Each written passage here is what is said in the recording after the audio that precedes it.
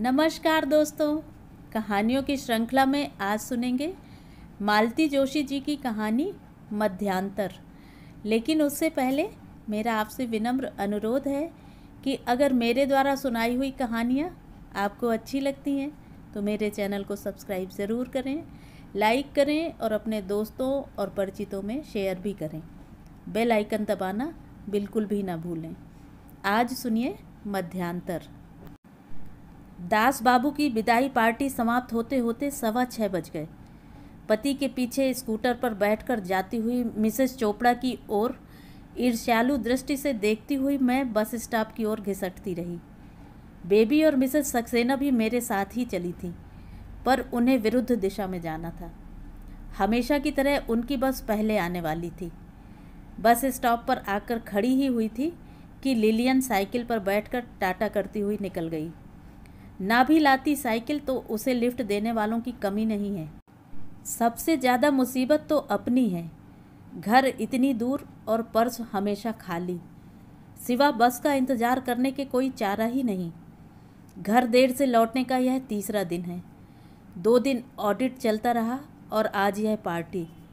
शर्मा साहब के ज़माने में तो ऐसे काम ऑफिस टाइम में ही निपट जाते थे, पर नए वालों का आलम ही अलग है। इन्हें क्या पता कि रोज़ रोज़ देर से लौटने पर कैसा संकोच सा होता है, जैसे किसी की चोरी की हो। घर की याद आते ही यह भी याद आया कि आज सुबह घर से भूखी ही चली आई थी। दिन भर तो काम की और गुस्से की गर्मी में याद ही नहीं रहा था, पर एक समोसा, एक बर्फ़ी और थोड़ा सा नमकीन अंदर जाते ही जैसे पेट की हर आंत हाहाकार कर उठी थी, और लाओ और लाओ। लेकिन सिवा बस की राह देखने के चारा ही क्या है। सड़क पर फर्राटे से दौड़ती हुई 2 सीटर्स को हसरत भरी निगाहों से देखती रही। एक अपने लिए कर भी लेती तो 3 दिन तक मन से यह कांटा ना निकलता कि 3 दिन की सब्जी के पैसे यूं ही चले गए। मिसेस चोपड़ा सचमुच रॉयल हैं। जिस दिन मिस्टर नहीं होते फ़ौरन स्कूटर कर लेती हैं। कहती हैं, बाबा रे, उस भीड़ में अपने से नहीं चढ़ा जाएगा। तकदीर वाली हैं, नहीं तो खड़े हैं यहाँ सड़क जोहते। मन बहलाने के लिए मैंने रोज़ की तरह पोस्टर पढ़ने शुरू कर दिए, जो करीब करीब मुझे याद हो चुके थे। Estrela battery, Mansfield, Indian oil, Murphy radio. और पढ़ते पढ़ते उस बड़े से पीले पोस्टर पर आंखें अटक गईं। अगला बच्चा अभी नहीं, 2 के बाद कभी नहीं। यह कभी नहीं जैसे मेरे भीतर बहुत गहरे जाकर चुभ गया। सुबह की सारी घटना आंखों के आगे तैर गई। दया की ससुराल से सवेरे तार आया था, लड़का हुआ है। 3 लड़कियों के बाद लड़का। दया के भैया तो खुशी से उछल ही पड़े थे। फौरन जाकर जवाबी तार दे आए बधाई का। लौटते हुए मिठाई, खिलौने का पैकेट हाथ में था। मुझे, दया को, प्रीति को अपने हाथों मिठाई खिलाने के बाद इन्होंने प्रीति के हाथ नीचे सबके यहाँ मिठाई भिजवा दी थी। आटा गूंथते हुए मेरा मन कसैला हो गया था। यहाँ तो पाई पाई बचाने की जुगत करते रहते हैं, और ये हैं कि बेकार खर्च करते हुए भी ख्याल नहीं करते। भला इतना खर्च करने की क्या ज़रूरत थी? अभी समधियाने में जाकर खर्च करना पड़ेगा सो अलग। उधर जया उनके नमूनों की कॉपी खोलकर बैठ गई थी और मुझसे ऊन लाने के लिए कह रही थी। पड़ोसी भी समय निकालकर घर बधाई देने के लिए पहुँच रहे थे, और मेरा रहा सहा मूड भी हवा हो रहा था, क्योंकि हर एक की ज़बान पर एक ही वाक्य था, अब तो प्रीति के लिए भी भाई आना चाहिए। प्रीति टुकुर टुकुर देखते हुए चुपचाप सब सुन रही थी। अनजाने ही एक उदास छाया उसके मुख पर आ गई थी। अभी पिछले दिनों तक कहीं भी बच्चा होने की खबर सुनती तो मचल जाती, मम्मी अपने यहाँ ऐसी गुड़िया क्यों नहीं आती? मम्मी तुम भी अस्पताल से एक भैया ले आओ ना। लेकिन आजकल वह कुछ नहीं कहती, बड़ी जो हो गई है। शायद जान गई है कि भैया इसलिए नहीं आ रहा कि उसे बार बार लौटाया जा रहा है, नकारा जा रहा है। और मेरे मन में डर बैठ गया है कि किसी दिन रूठ कर वह सचमुच ही लौट ना जाए। खाना वाना नहीं मिलेगा क्या आज? 9:30 हो रहे हैं, इन्होंने रसोई में आते हुए कहा। मैंने सोचा खाने की ज़रूरत नहीं होगी आज, खुशी से ही पेट भर गया होगा, मैंने कड़वाहट से कहा। हाँ भाई, खुशी की बात तो है ही। चौथी भी लड़की हो जाती तो सास उसे कच्चा खा जाती। जश्न तो ऐसा मनाया जा रहा है जैसे अपने ही घर बेटा हुआ हो, मैंने झन्न से दोनों की थालियां पटकते हुए कहा। प्रीति जया अभी नहीं खाएंगी क्या? इन्होंने मेरी बात अनसुनी कर दाल भात मिलाते हुए कहा। दफ्तर जाते समय वे अक्सर लड़ाई से बचने का प्रयास करते हैं। अभी से खाकर क्या करेंगी? 12:30 बजे जाना होता है जया को। अभी तो दोनों नहाई भी नहीं हैं। मुझे याद ही नहीं रहता, कहते हुए वे फिर खाने में जुट गए। पर मेरा उफान अभी शांत नहीं हुआ था। लोगों के यहाँ 4-4 पैदा होते चले जाते हैं और यहाँ बिमल, इन्होंने एकदम कठोर होकर कहा। फिर दूसरे ही क्षण नरम स्वर में बोले, विमल तुम्हें क्या हो गया है आज? कैसी बातें कर रही हो? जो भी हुआ है वह आज से तो नहीं हुआ है, पर दूसरे के यहाँ बधावे गाने से फुर्सत मिले तब तो देखोगे। इतने गए गुजरे हैं हम कि 2 बच्चे भी नहीं पाल सकते। जिंदगी भर दूसरों की ही गृहस्थी का बोझ ढोते रहना होगा। यह दूसरों की गृहस्थी है विमल? मैं नहीं जानता था इतना विषय तुम्हारे मन में, वे दुखी होकर बोले। अब तो जान गए ना, विष भरा है मेरे मन में। सारी जिंदगी होम कर दी तुम्हारे घर के लिए और उसका यह इनाम मिल रहा है। वाह, तुमने बहुत त्याग किया है और मैं तुम्हारा बहुत आभारी हूँ। कई बार मन ही मन तुम्हारी महानता की सराहना की है मैंने, पर देखता हूँ तुम में और आम औरतों में ज़रा भी फ़र्क नहीं है। तुम भी उतनी ही ईर्ष्यालु, उतनी ही जालिम, मैंने करीब करीब चीख कर कहा। औरत कहलाने को कुछ बाकी भी रहने दिया है तुमने? सब तो निचोड़ लिया है। पैसे कमाने की मशीन भर रह गई हूँ मैं, इसीलिए तो मेरा रोना कल्पना भी सबकी आंखों में आता है। मशीन हूँ ना, रोने का हक थोड़े ही है मुझे। और मैं फपक कर रो पड़ी। वे थाली फेंक कर उठ गए। मैं भी चप्पल पहनकर सीधी दफ्तर चल दी। जया ने डरते डरते टिफ़िन बॉक्स हाथ में देना चाहा तो उसे भी परे धकेल दिया था मैंने। अब वह सारा दृश्य याद करके शर्म भी आ रही थी, दुख भी हो रहा था, पर अब अपने ऊपर मेरा ही वश नहीं रह गया था। प्रीति 5 से ऊपर हो चली थी और मेरे धैर्य का बांध टूट चला था। अब भी हम लोगों के मन में वही आशंकाएं थीं। क्या हम एक और बच्चे के पालन पोषण की सामर्थ्य रखते हैं? मन की इस डामाडोल स्थिति में मिलने का सुख भी जाने कहाँ बह जाता था और मैं पहले से भी अधिक रिक्त होती चली जा रही थी। एक ज्वालामुखी था जो फूट पड़ने की प्रतीक्षा में धधकता रहता था। एक चिंगारी भी उसके लिए बहुत हो जाती थी, जैसे आज सुबह। मिसेस पंडित, इस भीड़ भरे राजपथ पर अपना नाम सुनकर चौंकी मैं। देखा, बॉस अपनी नीली सेवरलेट का दरवाज़ा खोल आवाज़ दे रहे हैं। फिर कोई फाइल याद आ गई शायद। गाड़ी के पास जाते मैं भुनभुनाई, अब तक खड़ी हैं, बस नहीं मिली क्या? मैंने सिर हिला दिया। बैठिए, मैं छोड़ दूँ। टीटी नगर ही जाएंगी ना? संकोच से 2 क्षण ठिठकी मैं, पर ज़्यादा सोचने की शक्ति नहीं रह गई थी। खड़े खड़े पैर जवाब देने लगे थे। मेरे बैठते ही आगे बढ़कर उन्होंने दरवाज़ा बंद किया और नीली मछली की तरह गाड़ी सड़क को काटने लगी। उस आलीशान गाड़ी में सिकुड़ी सिमटी मैं अपनी पुरानी चप्पलों को अपनी कटपीस वाली साड़ी से ढकने का यत्न कर ही रही थी कि उन्होंने पूछा, बहुत दूर रहती हैं आप, बड़ी दिक्कत होती होगी रोज़? होती तो है, पर और लोगों को वही सूट करता है। मिस्टर कहाँ काम करते हैं आपके? सचिवालय में, फाइनेंस में हैं। आई सी। और बच्चे? जी, एक बेबी है, शिशु मंदिर में है। गुड। उन्होंने कहा, कई बार ऐसा लगा कि कहीं देखा है आपको। वे कह रहे थे, हैव वी मेट बिफोर? जी, मैं गुजराती कॉलेज में थी इंदौर में, मैंने हकलाते हुए कहा।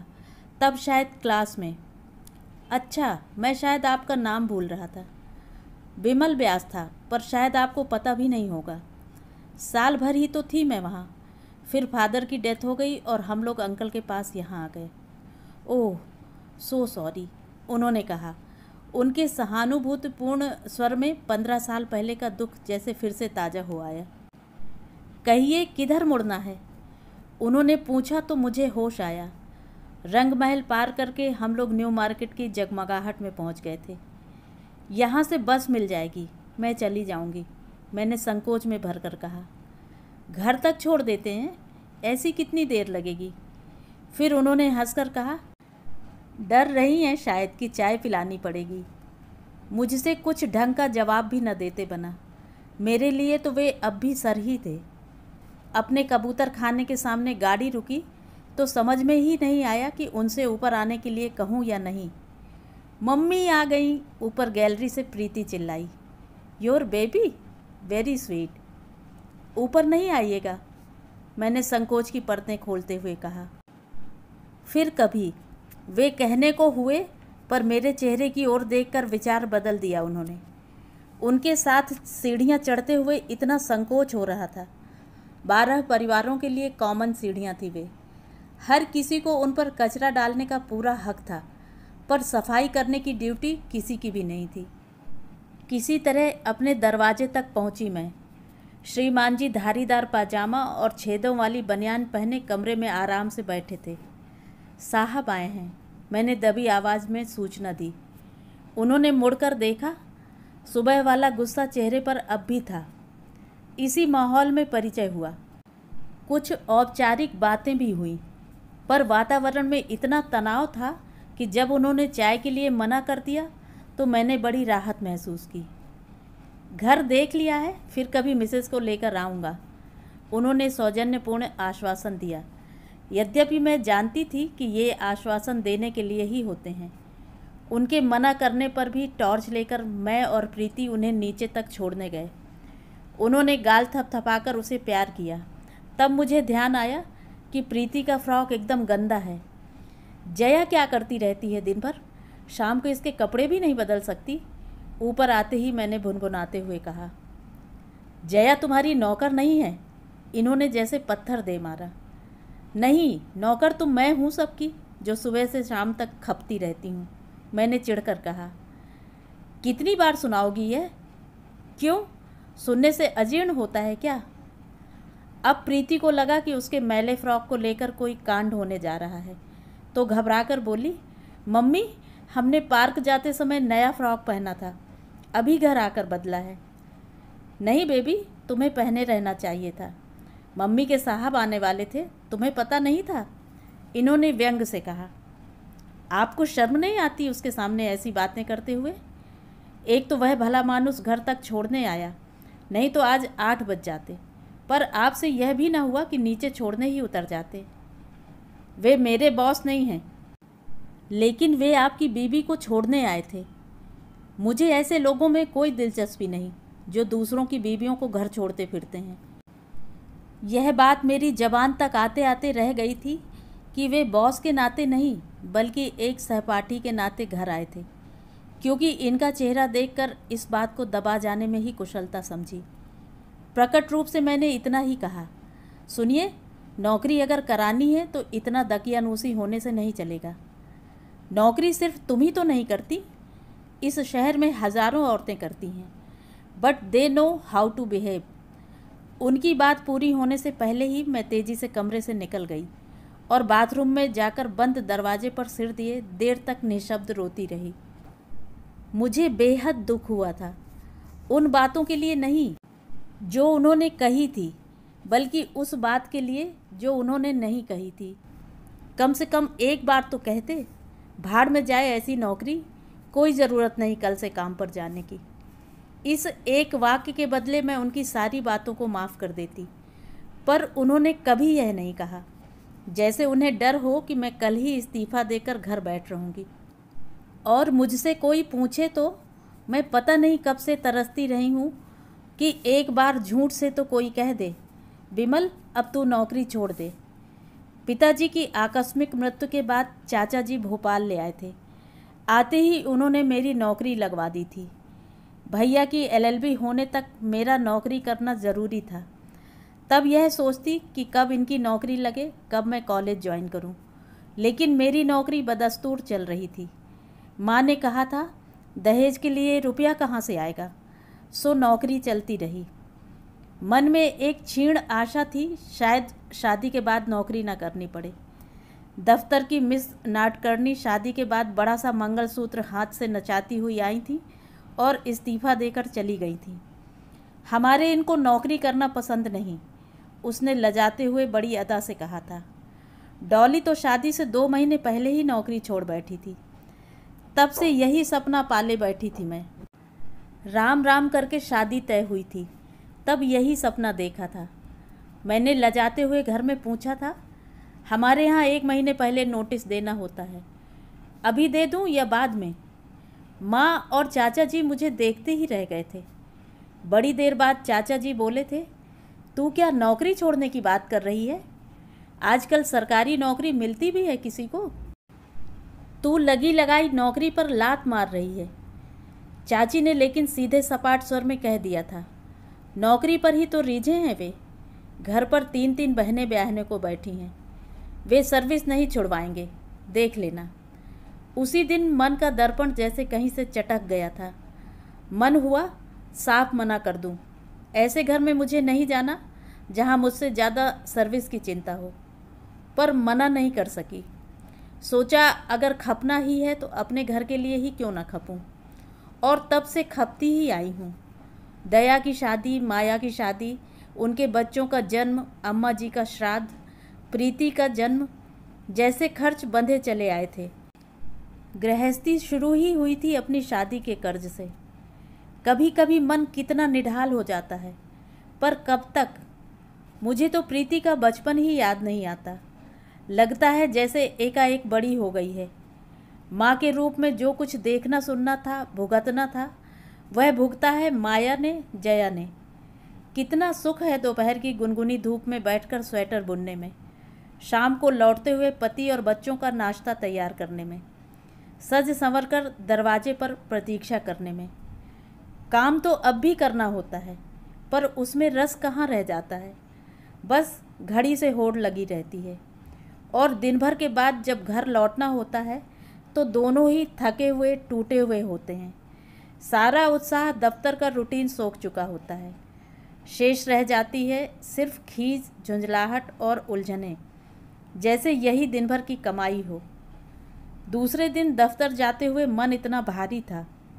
कैजुअल लीव कोई बाकी होती तो शायद जाती भी नहीं, पर मजबूरी थी। अपनी मेज पर बैठी किसी तरह फाइलों से जूझ रही थी कि बड़े साहब का बुलावा आया। बड़े असमंजस में केबिन में प्रवेश किया। कल की बातें याद करके अजीब सा लग रहा था, पर कुर्सी पर बैठा व्यक्ति वही स्ट्रिक्ट बॉस था। शेवरलेट में बैठे व्यक्ति से उसका कोई साम्य नहीं था। इस सुसज्जित ऑफिस में वे एकदम फिट नजर आ रहे थे। इतनी पौश वेशभूषा, इतना रौबीला व्यक्तित्व हमारे गरीब खाने को रास नहीं आया था।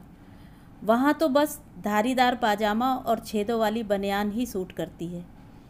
इस विचार के आते ही जैसे मैंने एकदम समझ लिया कि कल रात ये एकदम क्यों बिफर गए थे। इस लंबी नौकरी के दौरान दफ्तर के कई लोग घर पर हो गए थे।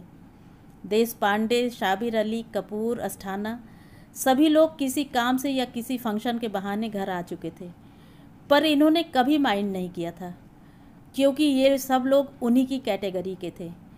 इन लोगों के सामने किसी हीन भावना का उन्हें अनुभव नहीं होता था।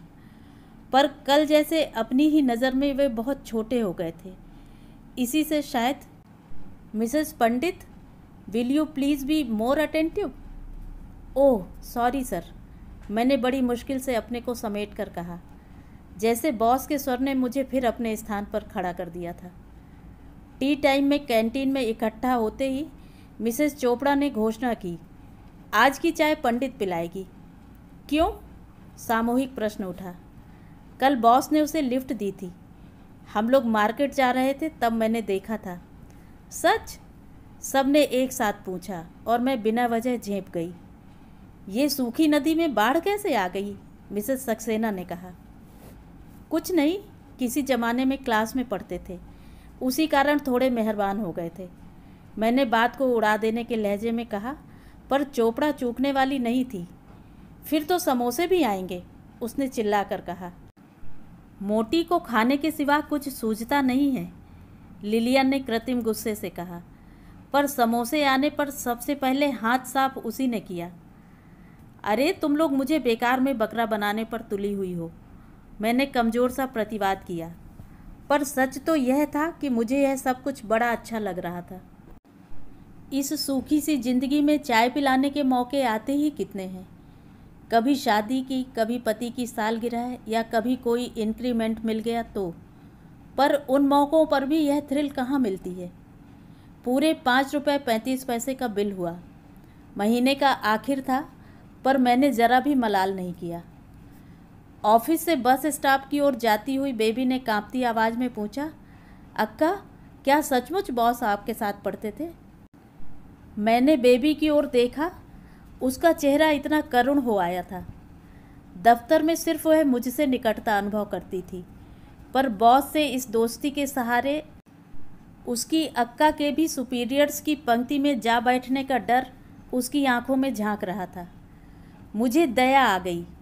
हंसकर मैंने कहा, पढ़ने से क्या होता है पगली? पता नहीं कब की तो यह बात है। 45 लोगों की क्लास थी, जिसमें 10-12 तो लड़कियां थीं।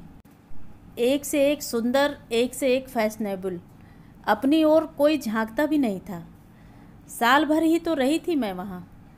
उस बीच शायद कभी बात भी नहीं की होगी।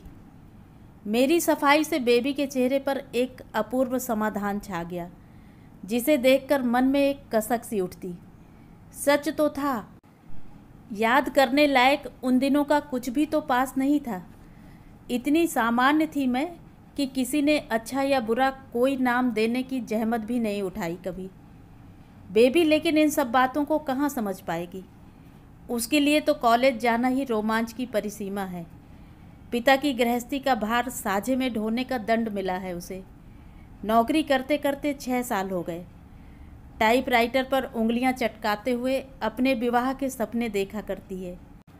भागती हुई उम्र को पकड़ रखने की कोशिश में शरीर दिन पर दिन सूखता जा रहा है।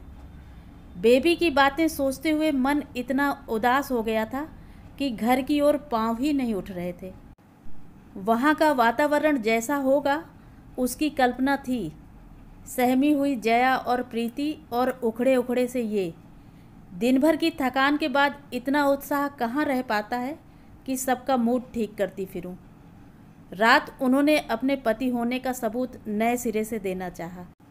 उनके उस प्रयास में वह कोमलता नहीं थी जो सुलह का संदेश बन सकती। वह उद्दामता थी जो सिर्फ अधिकार के प्रयोग के समय होती है, और मैं भीतर तक काट हो गई। मेरी बेरुखी का उन्होंने अपनी समझ से जो भी मतलब निकाला हो, वे मुंह फेर कर सो गए। लेकिन मैं उस रात देर तक जागती रही। आजकल अक्सर ही ऐसा होता रहा है। उन्हें अपेक्षा होती है कि पत्नी उसी आवेग से उन्हें ग्रहण करे जैसे शादी के बाद वाले दिनों में करती थी। यह नहीं सोचते कि शरीर से, मन से थक कर चूर हो जाने के बाद बस यही जी चाहता है कि आंखें मूंद कर पड़ी रहूं। दूसरे दिन दफ्तर में चोपड़ा कह रही थी, पंडित बहुत उदास है आज। क्लासमेट नहीं आया ना आज उसका, लिलियन ने कहा। मैंने तड़प कर उनकी ओर देखा। शायद मेरा चेहरा बहुत रुआंसा हो गया था, क्योंकि वे दोनों एकदम उठकर मेरे पास आ गई थीं। अरे बाबा, इतना सीरियस क्यों होती हो? हमने तो मजाक किया है, थोड़ा बोर्डम दूर करने के वास्ते। और क्या? लिलियन की बात पर जोर देकर चोपड़ा ने कहा। अरे कुछ हंस बोल लेते हैं तो अच्छा लगता है, नहीं तो इस 4 दीवारी में तो दम घुट जाए अपना। मुझे समझाकर वे अपने अपने स्थान पर जाकर बैठ गईं। मुझे मालूम था अब वे मुझे नहीं चिढ़ाएंगी। कल कोई नया सगुफा हाथ लग गया तो शायद इस जरा सी बात को ये भूल भी जाएंगी। और मुझे सचमुच दुख होने लगा। हर औरत चाहती है जीवन में कुछ ऐसे क्षणों को जीना। उन क्षणों को याद करके जीवन की एक रास्ता कुछ कम तो हो जाती है। मेरी सपाट जिंदगी में ऐसा एक भी क्षण नहीं था जिसे करीने से सहेज कर रखूं। लिलियन जब अपने असफल प्रेमी की कहानी सुनाती, मिसेस चोपड़ा अपनी इंटरकास्ट मैरिज की रहस्य और रोमांचकारी कहानी सुनाती, तो मैं और बेबी अभिभूत से सुनते रहते। बेबी के सामने तो फिर भी आशा की एक पतली सी किरण थी, लेकिन मेरे सामने तो डेडलाइन थी, पूर्ण विराम। बच्चों की पलटन से त्रस्त मिसेस सक्सेना भी कभी कभी सुनाती कि अमुक मुझ पर मरता था, फलाना मुझ पर जान देता था, तो मैं शर्म से गड़ जाती। स्कूल में, कॉलेज में, दफ्तर में कहीं भी तो किसी ने दोबारा मुड़कर देखना नहीं चाहा। अपनी उस शर्मिंदगी में यह भी याद नहीं रहता कि मिसेस सक्सेना से पूछूं कि जब मजनुओं की इतनी भीड़ आपके पीछे थी तो आपने निरे क्लर्क को ही क्यों चुना। मुझे हमेशा यही लगा रहता, काश मेरे पास भी कहने के लिए कुछ होता।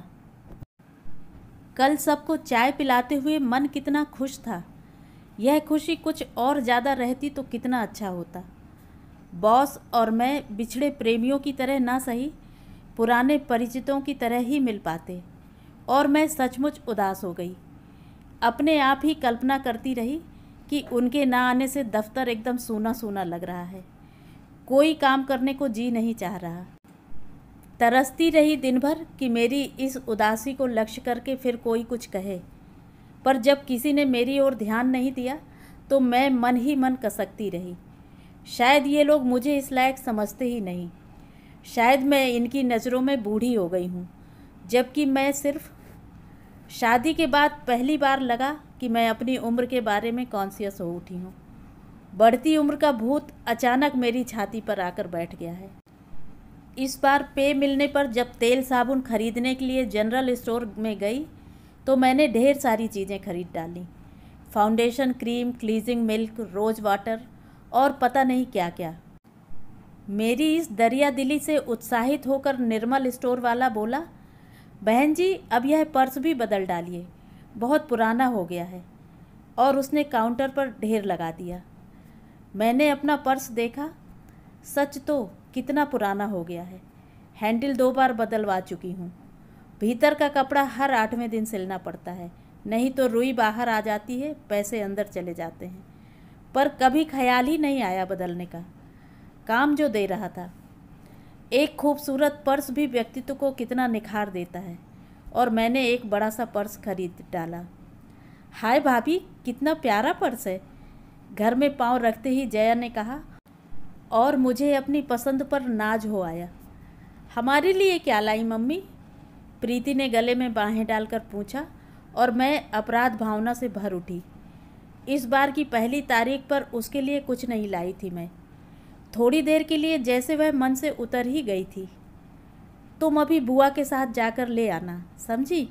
इस बार तुम अपनी पसंद की चीज़ लाना, मैंने अपनी भूल सुधारने के लिए कहा। ये जब लौटे तो बुआ भतीजी शॉपिंग के लिए गई हुई थी और मैं रसोई में थी। कौन आया है? इन्होंने दबी जबान से पूछा। कोई तो नहीं। फिर यह पर्स मेरा है, तुम्हारा? उन्होंने पर्स हाथ में लेकर गोल गोल घुमाकर देखा। चेन खोलकर सरसरी निगाह से अंदर का सामान देखा, फिर उसे मेज पर रखते हुए बोले, कितने का है? पता नहीं, मैंने पूछा नहीं, मैंने मिसेस चोपड़ा की बेफिक्री की नकल उतारते हुए कहा। पूछा नहीं? किससे? निर्मल वाले से। और किससे? ओह, मैं समझा, शायद तुम अपने सहपाठी की बात कर रही हो, उन्होंने थकी सी आवाज़ में कहा। सहपाठी? कौन सहपाठी? तुम्हारे बॉस। तुमने बताया नहीं था एक बार कि वे तुम्हारे साथ पढ़ चुके हैं? तो इसका मतलब है वे मुझे प्रेजेंट देते फिरेंगे? मैंने खींच कर कहा। अरे भाई, मैं तो मजाक कर रहा था। इतना महंगा पर्स तुम खुद लाई हो, विश्वास नहीं हुआ, उन्होंने प्रसंग वहीं समाप्त करते हुए कहा। लेकिन मेरे लिए वह प्रसंग समाप्त नहीं हुआ था, क्योंकि मुझे मालूम था कि उन्होंने मजाक नहीं किया था। एक क्षण को ही क्यों न हो, वे इस कल्पना से आतंकित हो उठे थे। और मैं उस घड़ी को कोस रही थी जब मैंने साथ पढ़ने की बात बतलाई थी। लेकिन कितनी सुखद थी यह कल्पना भी। शादी से पहले एक आध बार साथ घूमने गए, तब इन्होंने मोगरे की बेड़ी लेकर दी थी। बस मेरे खाते में प्रेजेंट के नाम पर वही चीज़ दर्ज हो सकती थी। लिलियन के पास इस तरह के उपहारों का अंबार है और हम लोग पीछे पीछे उसे फ्लर्ट भी कह लेती हैं। सच तो यह है कि हम सबको उससे ईर्ष्या होती है, जिसे हम अपनी आलोचनाओं से दबा देना चाहते हैं। लेकिन जिस दिन नया पर्स लेकर जरा ढंग का मेकअप करके ऑफिस गई तो सबसे पहले लिलियन ने ही कॉन्ग्रेचुलेट किया। हाय मिसेस पंडित, आज कितनी स्मार्ट लग रही हो। ऐसे आया करना ज़रा, बस यूँ लगता है जैसे रसोई से उठकर सीधे भाग आती है। मिसेस चोपड़ा ने कहा। यह कहते हुए उन्होंने खींच खांच कर साड़ी का पल्लू भी जरा स्टाइल से फैला दिया। मुझे लगा कि मेरी सारी मेहनत सफल हो गई। पर्स की सारी कीमत जैसे वसूल हो गई है। उस दिन केबिन से बुलावा आने का इंतज़ार रहा। हर बार घंटी बजते ही कान उधर को दौड़ पड़ते। अपने इस पागलपन पर शर्म भी आ रही थी और गुस्सा भी। 12 बजे के बाद किसी काम से बॉस बाहर निकल गए, तब कहीं जाकर काम में दिल लगा सकी मैं। टी टाइम में लिलियन ने खबर दी कि इंक्रीमेंट्स के एरियर्स आ गए हैं, इसी महीने मिल जाएंगे। बस फ़ौरन सबकी योजनाएं शुरू हो गईं। मिसेस सक्सेना बच्चों के लिए ऊन खरीदने वाली थी। लिलियन एक ट्रिप बम्बई का करने वाली थी। बेबी ने शर्माते हुए बतलाया कि उसने सोने के झुमके देख रखे हैं। मिसेस चोपड़ा तो बस हमेशा की तरह साड़ी खरीदने की बात कर रही थी। पंडित, तुम्हारी क्या प्लानिंग है? मेरी क्या पता, शायद जया की फ़ीस। ओफो, तेरी कितनी ननदें हैं, ख़त्म ही नहीं हो रही। कभी अपने लिए भी तो कुछ ले लिया कर। जया की फ़ीस उसके भाई देंगे, उन्हें भी तो मिलेंगे। वे शायद लकड़ी का सोफ़ा लेने को कह रहे हैं। मैंने बात बना दी। अब लोगों को क्या बतलाती कि आने वाले रुपयों का हिसाब पहले ही हो जाता है, बाद में तो बस उधारी चुकाना भर शेष रह जाता है। फिर भी पता नहीं कैसी जिद चढ़ गई मुझ पर कि जिस दिन एरियर्स मिले मैं मिसेस चोपड़ा के साथ हो ली। जया की फ़ीस का प्रश्न सचमुच आ गया था, पर इस बार मन जैसे विद्रोह कर उठा। कब तक मुझे दूसरों की गृहस्थी का भार ढोना होगा? जया की पढ़ाई, फिर उसकी शादी, इन सब का कर्ज उतारते उतारते तो शायद हम लोग बूढ़े हो जाएंगे। तब अपने लिए जीने का समय ही नहीं रहेगा। मिसेस चोपड़ा के साथ साड़ी खरीदना भी एक अनुभव है। हर दुकानदार ने उनका ऐसे स्वागत किया जैसे वह बरसों से उनकी ग्राहक हों।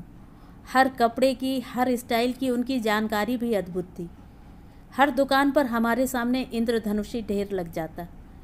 मेरी साड़ी मिसेस चोपड़ा ने ही पसंद की और घर लौटते तक मैं उसका नाम भी भूल गई। लौटते हुए हम लोग एक सुप्रसिद्ध लेडीज स्पेशलिस्ट के यहाँ ब्लाउज सिलने देने गए। फिटिंग के नाम पर वह जिस तरह से नाप ले रहा था, अपने अधिकार का जिस तरह से प्रयोग कर रहा था, उससे मुझे तो घबराहट होने लगी। बड़ी मुश्किल से अपनी जान छुड़ा पाई मैं। पुराणपंथी कहकर मिसेस चोपड़ा मुझे सारे रास्ते छेड़ती रहीं। जिस रोज़ कपड़े सिलकर आ गए, उस रात ढेर सी कोल्ड क्रीम लगाकर सोई मैं। सुबह अंडे की जर्दी को नींबू और शहद में फेंटकर चेहरे पर लेप किया। तेल सने बालों को शैम्पू से धोया। रसोई जया पर सौंपकर मैं देर तक बाल सुखाती रही। फिर बड़ा सा जूड़ा बनाया, उस पर नया खरीदा हुआ क्लिप लगाया। करीने से मेकअप किया। नई साड़ी पहनकर अपने को आईने में देखा तो सच पहचान ही न पाई। उम्र जैसे 10 साल कम हो गई थी। कपड़े मनुष्य के व्यक्तित्व में कितना बड़ा रोल अदा करते हैं, यह आज जाना। ऑफिस जाते हुए देखा, ये इत्मीनान से नेशनल ड्रेस में, धारीदार पाजामा और छेदों वाली बनियान, गैलरी में साइकिल का पंचर ठीक कर रहे हैं। मेरी आहट पाकर उन्होंने आंख उठाकर देखा। कुछ क्षण देखते रहे, फिर काम में जुट गए। इतना बुरा लगा, इससे तो जया अच्छी, कम से कम। हाय, कितनी प्यारी साड़ी है, नाइलेक्स है ना? कब खरीदी? जैसे फॉर्मल सवाल तो कर लिए उसने। कितनी प्यारी भाभी है, यह तो शायद इस जन्म में सुनना नसीब न होगा। बस रोज़ की तरह खचाखच भरी थी, पर परिचित चेहरा एक भी नज़र नहीं आ रहा था। रोशनपुरा से देश पांडे चढ़े, लेकिन उनकी पत्नी भी साथ थी। इतनी भीड़ में नमस्ते वगैरह होती रही। कहाँ जा रही हैं? मैंने पूछा।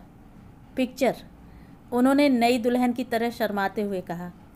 सेकंड सैटरडे है ना साहब, पिक्चर का टैक्स तो चुकाना ही पड़ता है, देश पांडे ने कहा। उनकी पत्नी ने फिर मुंह फुलाकर रूठने का सा अभिनय किया, लेकिन मुझे अब उसमें रस नहीं रह गया था। बड़ी देर बाद मेरे पांव जमीन पर आ लगे थे। सुबह से याद ही नहीं रहा था कि आज छुट्टी है। दफ्तर के लिए सज संवर कर निकली थी मैं। सारा उत्साह ठंडा पड़ गया। आप भी पिक्चर जा रही हैं क्या? अकेली हैं? उन लोगों ने पूछा। चौकस नज़रों से वे मेरी वेशभूषा परख रहे थे। जी, टिकट निकालने के लिए जल्दी जा रही हूँ, फिर बहुत भीड़ हो जाती है ना। मैंने किसी तरह बात बना दी और सचमुच मैं अल्पना पर उतर गई। अमर प्रेम का पोस्टर लगा था। मन में एक कसक सी उठाई। जया ने 2-4 बार दबी जबान से देखने की इच्छा प्रकट की थी। उसकी सारी सहेलियां हो आई थीं, पर हर बार किसी न किसी कारण उसका जाना बन ही नहीं पाया था। टॉकीज़ का प्रांगण खचाखच भरा हुआ था। मैं बाहर खड़ी पोस्टर देखती रही। अचानक आंखें नीली सेवरलेट से टकराईं जो मेरे पास से होती हुई गेट के अंदर दाखिल हुई थी। उनकी ही गाड़ी थी। खुद बॉस ही निकलकर भीड़ की ओर परेशान नज़रों से देख रहे थे। एक क्षण को जैसे हृदय गति रुकने को हो गई। क्या सचमुच ऐसा हो सकता है, या कि ये बातें सिर्फ नावलों या पिक्चरों में ही हुआ करती हैं? मिसेस पंडित, उन्होंने आवाज़ दी। मैं ठिठक गई। मैंने देखा वे मेरी ओर चले आ रहे हैं। मैं तो परेशान हो रहा था। आप आ गई तो मुझे बड़ी राहत मिली है। आप अकेली हैं? जी, वह मेरी ज़बान लड़खड़ा गई। क्या टेरिबल रश है। पहले से पता होता तो रिजर्वेशन करा लेता। उन्होंने आजीजी से कहा, क्या आप एक फेवर करेंगी? कहिए। 2 टिकट बालकनी के ले आइए। लेडीज़ को शायद जल्दी मिल जाए। दरअसल बात यह है कि मेरी पत्नी भीड़ से बहुत घबराती हैं। यह भीड़ देखकर तो वापस जाना वे बेहतर समझेंगी। ला सकेंगी ना? उन्होंने 10 का नोट देते हुए कहा। मना करने का प्रश्न ही कहाँ उठता था। होठों को सख्ती से भींचकर मैंने नोट लिया और भीतर लाउंज में जाकर लाइन में लग गई। सचमुच बेहद भीड़ थी। औरतों की ठेलम पेल देखने योग्य थी। पुरुषों की लाइन में तो फिर भी कुछ डिसिप्लिन होता है, पर यहाँ नारी को कोमलांगी, मधुभाषी, करुणामयी वगैरह उपाधियाँ देने वालों को एक बार सिनेमा घरों में सर्वेक्षण के लिए भेजना चाहिए। यह अजीब सा विचार मेरे रोष की उपज थी, इसलिए मुझे हंसी बिल्कुल नहीं आई, बल्कि उस टिकट की बेगार ढोते हुए मेरा पारा छड़ छड़ पर चढ़ रहा था। टिकट खिड़की तक पहुंचने में मैं पसीने से नहा चुकी थी। पीछे खड़ी बहन के नन्हे मुन्ने ने मेरे जूड़े की दुर्दशा कर रखी थी। उसे किसी तरह थामते हुए मैंने कहा, 2 बालकनी। टिकट लेकर बाहर निकली तो मॉर्निंग शो छूट रहा था। भीतर बाहर दोनों ओर से भीड़ का रेला एकदम आ गया था। सफ़ेद पोशों की कमीनी हरकतों से किसी तरह अपने को बचाती हुई मैं बाहर आई। मोटर खाली पड़ी थी। बदहवा सी इधर उधर देखती फिरी मैं। महाशय इत्मीनान से आइसक्रीम की गाड़ी के पास खड़े थे। साथ में पत्नी थी, रवि वर्मा के चित्र की तरह सुंदर, कोमल। मैंने चुपचाप टिकट और बाकी पैसे हाथ में रख दिए। ओह, थैंक यू वेरी मच, उन्होंने कहा और मुड़कर पत्नी से बोले, कम ऑन रानी। और वे अपनी परी सी नाजुक बीबी का हाथ थामे भीतर की ओर चले गए। इतनी कटसी भी नहीं दिखाई कि मुझे इंट्रोड्यूस ही करवा देते। न सही क्लास फेलो की तरह, पर सबॉर्डिनेट की तरह तो करवा ही सकते थे। अपमान से मेरे आंसू निकल आए। मुझे भीड़ के निर्मम धक्के याद आए और याद आई वे बाहें जो हमेशा ढाल की तरह भीड़ से मुझे बचाकर ले जाया करती थी। इतनी शक्ति नहीं रह गई थी कि बस का इंतज़ार करती। 2 सीटर पर ही घर लौटी। फिर भी 12:30 बज गए थे। प्रीति, जया दोनों पढ़ने जा चुकी थी। ये शायद नहा धोकर खाने की तैयारी में ही थे। दरवाज़ा खोलते ही विस्मय से बोले, तुम बड़ी जल्दी लौट आई? तो और क्या करती? मुझे हड़बड़ाहट में याद नहीं रहा, पर क्या और कोई मुझे याद नहीं दिला सकता था कि आज छुट्टी है? मुझे लगा कि तुम्हारा जगदीश कह रहा था कि तुम अल्पना में दिखी थी, वे हकलाते हुए बोले। तो और क्या करती? जो भी मिला बस में सभी ने पूछा, आज कहाँ जा रही हैं? कुछ तो बहाना बनाना था, मैंने चिढ़कर कहा। मुझे लगा कि क्या लगा आपको? तब से एक ही रट लगाए जा रहे हैं। क्या लगा था? मैं बॉस के साथ पिक्चर जा रही हूँ। उन्होंने जवाब में बस मुंह फेर लिया। मेरे रोज़ का बांध एकदम फूट पड़ा। आपको लगा साहब मेरे साथ पिक्चर जाएंगे? क्या समझते हैं आप? आपकी बीबी कोई ब्यूटी क्वीन है क्या? उसकी बीबी देखी भी है? और कहते कहते मैं भरभरा कर रो पड़ी। वे एकदम घबरा उठे। सॉरी, जैसे कुछ बुदबुदाते हुए मेरी पीठ थपथपाने लगे। मुझसे कुछ पूछ तो सकते थे, मुझे रोक तो सकते थे। बेकार ही जो चाहे सोचने लग जाते हो। मैंने सिसकियों के बीच उलाहनों की झड़ी लगा दी। उनका चेहरा दयनीय हो आया। थकी सी आवाज़ में बोले, कभी कभी तुम इतनी अपरिचित लगने लगती हो कि कुछ पूछने का, कुछ कहने का साहस ही नहीं जुटा पाता। लगता है जैसे मेरा अधिकार ही नहीं है वह। ओह, यह कभी कभी मुझे क्या हो जाता है। कहते हुए मैंने अपना क्लांत शरीर मेज पर झोंक दिया। वे अचानक व्यग्र हो उठे। सिर पर हाथ फेरते हुए बोले, तुम थक गई हो, लेटोगी थोड़ी देर, मैं चाय बना लाता हूँ। खाना खाओ तो मेरे साथ आ जाओ, मैं बस शुरू ही करने वाला था। आप खाइए, मैं थोड़ा लेटूंगी, चाय फिर बनती रहेगी। मैंने सप्रयास कुर्सी से उठते हुए कहा। अलगनी पर लटकी हुई घर में पहनने वाली साड़ी की ओर हाथ बढ़ाया ही था कि उन्होंने थाम लिया। क्या? रहने दो ना थोड़ी देर, इतनी जल्दी क्या है, अच्छी लग रही है। उन्होंने साड़ी को अपने गालों पर फेरते हुए कहा। क्या अच्छी लग रही है? यह साड़ी, और इस साड़ी में लिपटी तुम। सच विमल, सुबह तुम इतनी प्यारी लग रही थी कि मैं तो ईर्ष्या से जलभुन ही गया था। उन्होंने नज़रों से मुझे सहलाते हुए कहा। कृतज्ञता से मैंने उनकी बाहों में अपने को डाल दिया। मुझे उस व्यक्ति पर दया हो आई। इनकी दुनिया भी तो मेरी ही तरह है, एकदम सपाट, किसी डल पिक्चर की तरह। न कोई रोमांस, न कोई थ्रिल, बस घानी के बैल की तरह जुते हुए हैं बरसों से। शब्दों में सारा प्यार उड़ेलकर मैंने कहा, चलिए खाना खा लें। तो ये थी कहानी। कहानी आपको कैसी लगी कमेंट करके ज़रूर बताएं।